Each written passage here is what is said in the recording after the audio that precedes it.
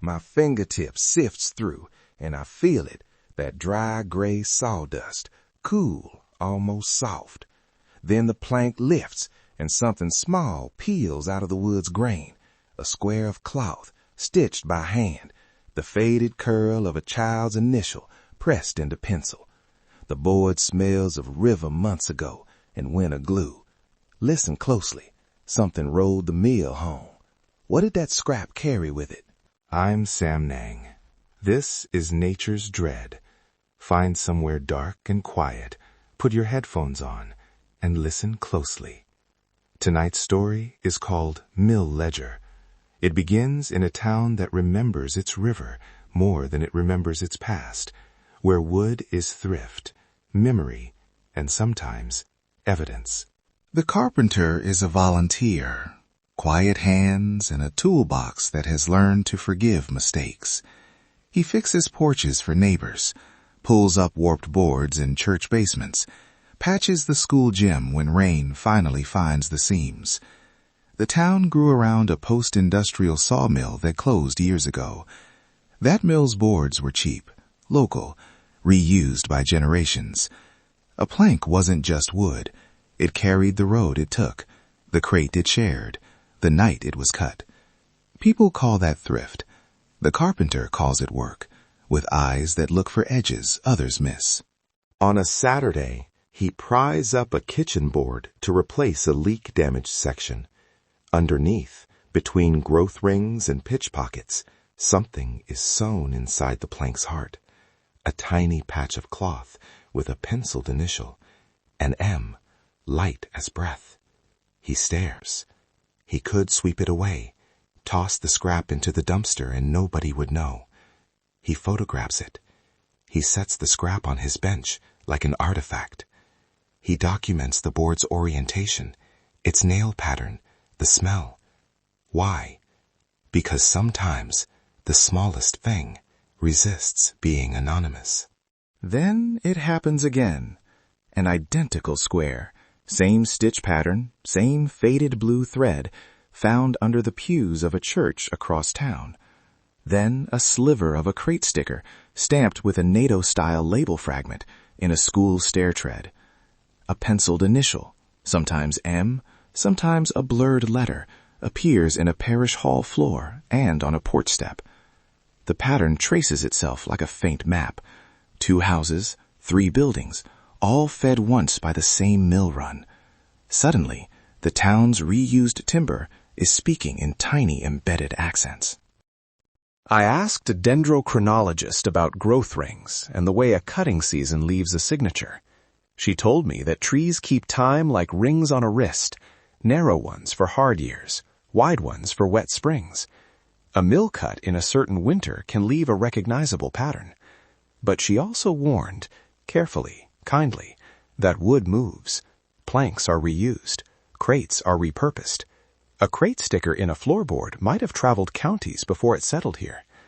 Then I spoke with a material conservator who explained noninvasive imaging, how infrared and X-ray let us see inclusions without scraping a home apart. A building historian walked me through distribution ledgers, how one run of lumber could feed dozens of homes, or be bought and sold through brokers.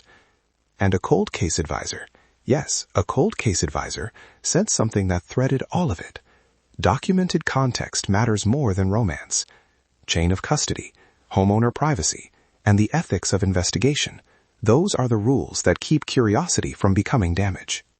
Then, the photograph of the initial, taken on the carpenter's bench and shared in the town historical group, reaches a woman whose mother kept a hospital box of kids' clothes.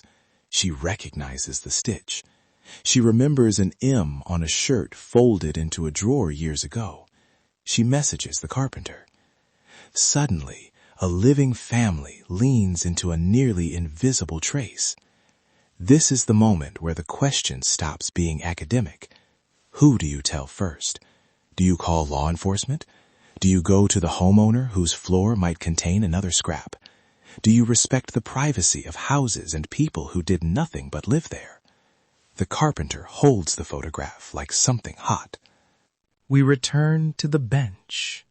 Under a lamp, The carved grain looks almost like a landscape, the plank's heart a valley. The carpenter sets a loop to the scrap. He breathes close. Under magnification, the pencil strokes resolve, a partial name, the line of a letter, and the faint suggestion of a loop.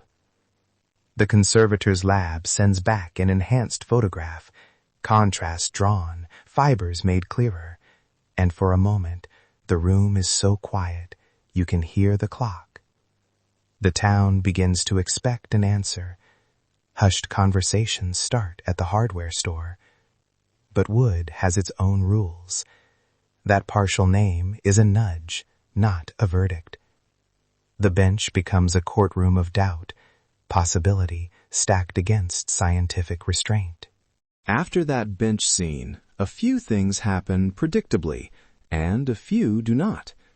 Local preservationists advise documenting and leaving the plank in place unless a trained team can remove it with a proper chain of custody.